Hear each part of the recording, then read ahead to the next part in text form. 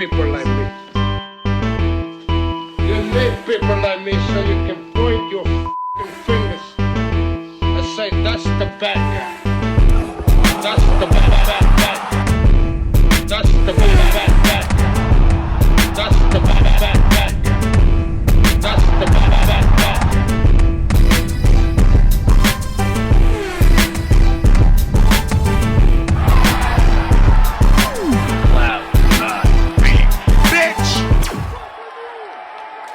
To the mother relay, we're covering today's top boxing news.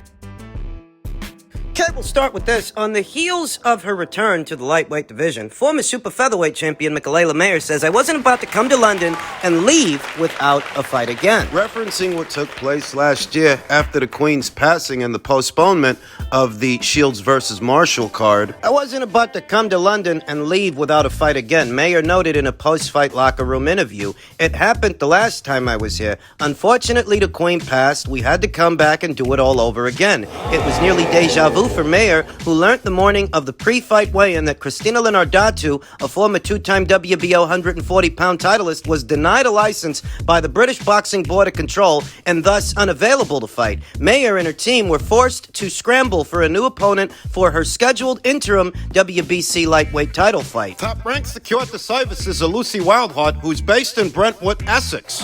For Michaela, the show was able to go on, but not for Christina. An entire camp wasted. It's unfortunate. Definitely happy, stated Mayer, who won by scores 100-90, 98-92, and 99-91. I needed this win mentally for my career. Boxing is a very unforgiving sport. 2 losses back-to-back could have been devastating. I was confident coming into this fight. I'm in my prime, and I'm boxing great. I feel like it was a great fight. Thank you to my durable opponent, last-minute stand-in. Really appreciative of her team for stepping in on to the next one, whereas Brian Cohen, who helps to manage the career of Christina Linardatou, he looked at things a bit differently based on how the BBBofC handled the situation. Yeah, he has his own suspicions, and I can't say as I blame him, given the talking points that he raised. They were having problems with her. They wanted her to get a neurosurgeon to take a look at her MRI. They just wanted a whole lot of extra medicals, which we obliged. At the last minute, they had asked for another eye test. So we couldn't get another eye test in the morning of the weigh-in, so the fight was called off. We asked the BBOC or BBBOC, or listen, man, at this point, I'm gonna call him piece of shit. We asked the piece of shits, particularly Robert Smith, for an extension. Can we do anything? He says no. She had cataract surgery about 10 years ago, 10, 12 years ago. 10 years ago is before she, of course, was a professional fighter. Correct. So she had it about 10 years ago. She had cataract surgery. She had a whole career with the lens on her eyes. She fought Katie Taylor here, I think, right? Yeah, that was what, 2020, 2019? But she had the lenses in her eyes already. So she already fought here. They called the fight. That's why they called the fight. There was a lot of other things happening. There was so many different moving parts. And at the end of the day, Robert Smith canceled the fight. Can you think of any other reason to why this fight, or to why this situation had never arisen before? Like you said, we mentioned that she fought Katie in 2019. Do you know if the medicals have perhaps got a bit more tighter, have got tighter in this country? Like, why did this not happen in 2019? Because your commission doesn't have one clue what the fuck it's doing. And I think they're very selective. I was privy to listening to a 3-way call of Robert Smith and a couple other promoters, and he just kept pushing Lucy Wildheart, Lucy Wildheart, Lucy Wildheart. But it just seemed a bit strange that her hair was already braided. She already had her medicals. And to be fair, she was supposed to be weighed in by 4:30. At 10 after 5, she was still standing in the lobby, not weighed in yet. But I'm sure that gets swept up under the rug. I know she was supposed to fight on another card. I think it was in Wasserman. And she pulled out of the fight right before she was supposed to fight. In the locker room, she had a knee injury. I'd like to see a doctor's report on that. I know they were searching around for a doctor to sign off on a pregnancy test. I'd like to see that. I'd like to see a lot of things. I just think, like I said, but the board of control is shit. Valid concerns, and when you put it that way, it's almost like They had no intention of letting Christina share the ring with Michaela. Their plan all along was to put Lucy in there. Sounds like that's how it looks to Brian. This fight was intended to crown a mandatory challenger for Katie Taylor by way of both the WBC and the WBO, but upon the opponent switch, only the WBC interim title was on the line. The WBO interim title was removed. And I think Christina was kind of like a fly in the suit because there's no way she showed up with her hair braided. He's talking about Lucy Wildheart. She made weight. She had to do a weight check. So they already did a weight check on her 3 days before the fight.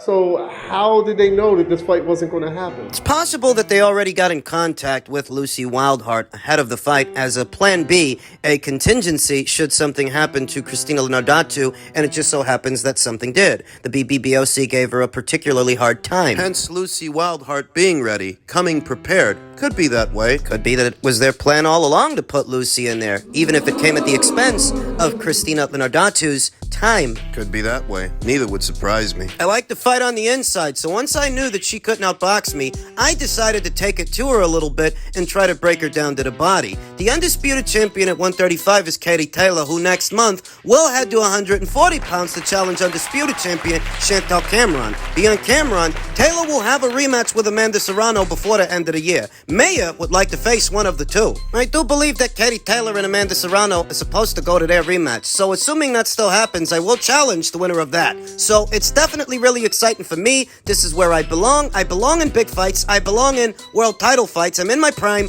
I feel great, and I want the toughest challenges possible. And right now at 135, that's Katie Taylor. This was a fight of some significance. In order to crown a mandatory challenger for Katie Taylor, irrespective of what happens at 140 with Chantel Cameron. Though having heard Brian Cohen's side of the story, and knowing that Christina Linardatou can challenge Michaela Mayer in ways that Lucy Wildheart could not, because Christina's a more experienced fighter than Lucy, and a harder puncher. You won't get as much pushback from Lucy as what you would have got from Christina. Just seems a bit convenient that Christina was swapped out for Lucy, and Lucy doesn't offer up as much resistance, and Lucy came prepared. She came ready. Like she knew she was going to get the fight. Story that Brian's telling is a story to where the BBBofC gave Christina Linardatou an unusually hard time. Do you really think they would waste her time like that, though? Have her do a whole camp getting ready for a fight they had no intention of letting her have? I think boxing is a dirty business is what I think, and I think that nothing would surprise me. And what precedence does this set moving forward for Christina? Can she not box in the UK moving forward? On this premise, can Michaela Mayer reschedule the fight with Christina to take place in America? Because she's not about to get Katie Taylor in the ring. It looks funny.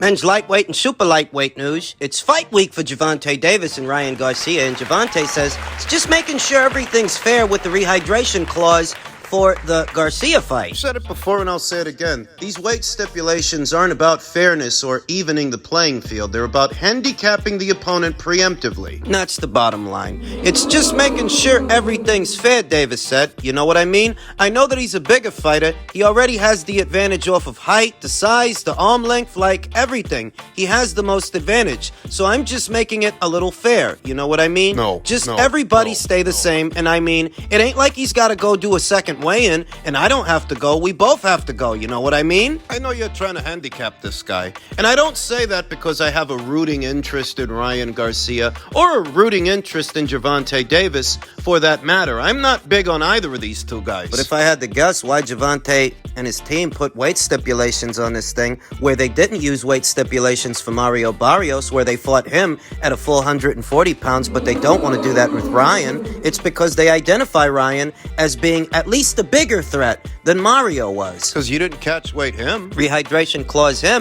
It's simple, really. I think it's just him out there just spreading rumors and stuff like that, and people just adding onto it, Davis said. Everybody's done it before. It's a part of boxing, you know what I mean? It's just they want me to be like somebody that's like, I guess, like a dumbass. You know what I mean? For real. No, I don't. The ideology behind a catch weight stipulations is to bridge the gap between two fighters that are far removed in terms of weight. But you and Ryan... You're not far removed in terms of weight. You've actually fought at 140 pounds before, so what's the problem? Just trying to weaken the guy. Call it what it is. And that Ryan is not an established force or one of the major players at 140 pounds, that's what makes it egregious. This guy wasn't a champion at 135. He's not a champion at 140. And you need all these weight stipulations to feel comfortable enough to fight him? Gervonta Davis Davis does. Gervonta Davis, who fancies himself a legend, saying, I'm already a legend. Based on what? Can't be anything that he's done in the sport of boxing. He hasn't broken any box office records or racked up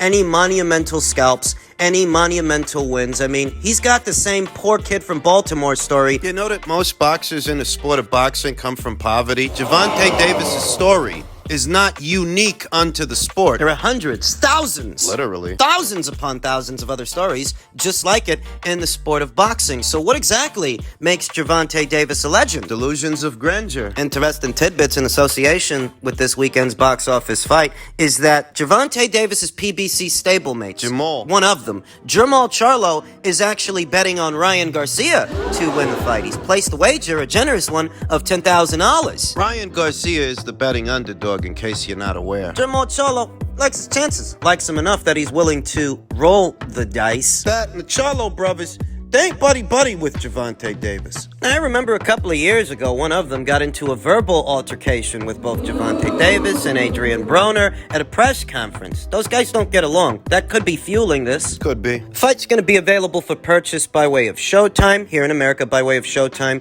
and the DAZN platform across the pond in the United Kingdom. The fight will be available as a regular fight. It's a regular DAZN fight. It's not a pay-per-view. For the Brits, it isn't. The fight will be available by way of the DAZN app and available on DAZN's channel via Sky Sports. I expect that DAZN will see an uptick in subscriptions on the premise that subscribing to DAZN, just subscribing for a month, is a lot cheaper than paying for a pay-per-view. Certainly cheaper than what we have to pay to see the fight here in America. And as a result of that, they may see an uptick in subscriptions this weekend for the next 30 days based on individuals that subscribed just to be able to see this fight. This weekend. Here in America, if you're already subscribed to DAZN, you won't have to pay $85 to see it the way you will on Showtime. If you've already got a DAZN subscription, it'll come at a discounted price, a reduced price of $60. So that's welcome news to some, those actually subscribed to DAZN. I am. I'm not actually excited for this fight. I have no rooting interest in either fighter. It makes no difference to me which one emerges the victor. Catchweight kills it for me. Whatever interest I had in seeing a potentially competitive matchup is sapped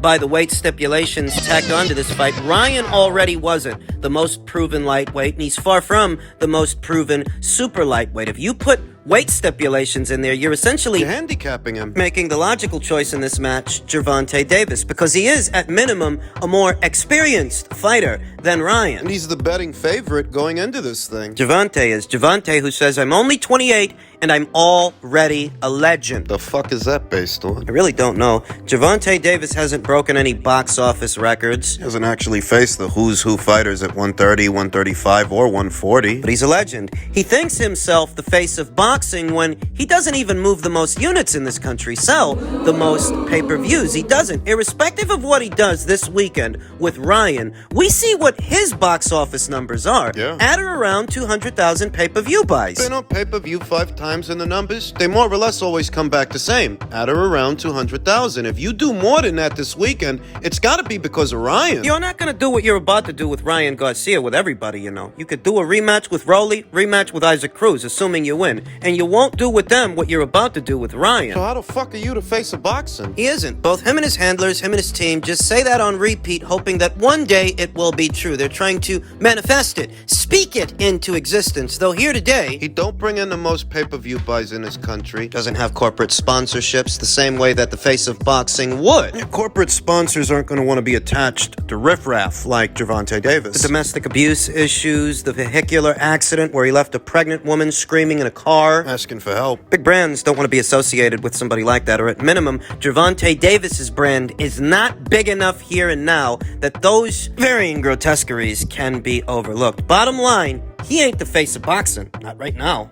And finally, in men's light heavyweight news, disappointing intel that states Dmitry Bivol versus Artur Beterbiev talks have failed, and so Bivol has said he may now wait until September for his next fight, potentially the Canelo Alvarez rematch. Bivol's manager, Vadim Kornilov, said the money wasn't serious enough to make Bivol versus Beterbiev yet. Top Rank's not going to overspend. Nope. To do a fight between two Russian nationals on American soil. It's a great fight for the hardcores, but not a hot enough ticket. Not in America. for Top Rank and ESPN to break the bank. You look over at Matchroom, and the story was a few weeks ago that they were trying to do this show in the Middle East. Likely as part of their Champions series, which started late last year. The Zurdo Ramirez versus Dimitri Bivol fight that we saw late last year. This would be the ideal fight to do over there. The problem is that Dimitri Bivol, he's already made a lot of money opposite the ring Canelo Alvarez, and Canelo is still an option for him. The rematch is in September. Though it's important to note they seem to be at an impasse when it comes to the contracted weight of the fight. Dimitri wants it at 168 for Canelo's belts, whereas Canelo, he wants it at 175 for Dimitri's. He's trying to revisit. Trying to go back to light heavyweight. I don't think he should. It's unfortunate because the window of opportunity is there to do this fight in the summer months. Instead of Beterbiev versus Smith, it really should be Beterbiev versus Bivol. None of this favors Artur, no matter how you slice it, no matter who you want to blame for it. Some people are trying to make it Dimitri Bivol's fault that Artur Beterbiev's got a mandatory challenger to satisfy, when it's up to Artur and Top Rank to petition for an exemption. It's up to them to take care of that and handle that paperwork. Better still, it doesn't favor Artur that this fight isn't happening yet. Guy's close to 40 years old. With 2 mandatory challengers in the queue, and he won't make fighting them what he could make fighting Dimitri Bivol. The Matchroom people want to do the Callum Smith fight in Callum Smith's neck of the woods in Liverpool, where it's likely worth more money than it would be if they did it in Montreal, Artur's adopted home. Because Artur's a Russian national, yes, but he's not actually based out of Russia. He's been based out of Canada for many years now. The story is the Matchroom people want to do the fight in Liverpool. I think it's the Top Rank people that want to do it in Montreal. There's a strong possibility that the fight goes to a purse bid, because depending on what Top Rank's offer to Callum is and what Matchroom's offer to Artur is, if they don't reach a deal by the deadline, it goes to a purse bid, and when it does, we'll see who ends up with the rights. I mean, I don't know that Top Rank wants to break the bank for an Artur Beterbiev fight. Though at the same time, I don't know that Matchroom wants to break the bank for a Callum Smith fight. They don't. Callum Smith wins that fight, he becomes a valuable player in the men's light heavyweight division, giving Matchroom full control of the men's light heavyweight division and full capability of doing the undisputed title fight between Callum and Dimitri in-house. They want to do that fight irrespective of who wins, and whoever wins stays a Matchroom fighter. That funnels all the light heavyweight talent over to Matchroom, irrespective of what platforms they fight on. They'd be essentially bottlenecking the division, that if you have any aspiration of fighting for a belt and becoming a champion, you might have to go to Matchroom to do it, though that's in the event that Callum wins. I still don't like his chances. Yeah, I still favor Artur to knock him out. The situation at light heavyweight, it has not changed. We are not on the eve of the undisputed title fight, though we should be. Ideally, we would be. Talks have failed, and I'm not surprised. The only hope was that somebody in the Middle East was willing to overpay for this thing. Pay in excess of what the fight was worth. Because I think it's a great fight, an amazing fight, but I also know it's only worth so much here in America or the UK, and those are 2 of the biggest boxing markets. Disappointed, but I can't say I'm surprised.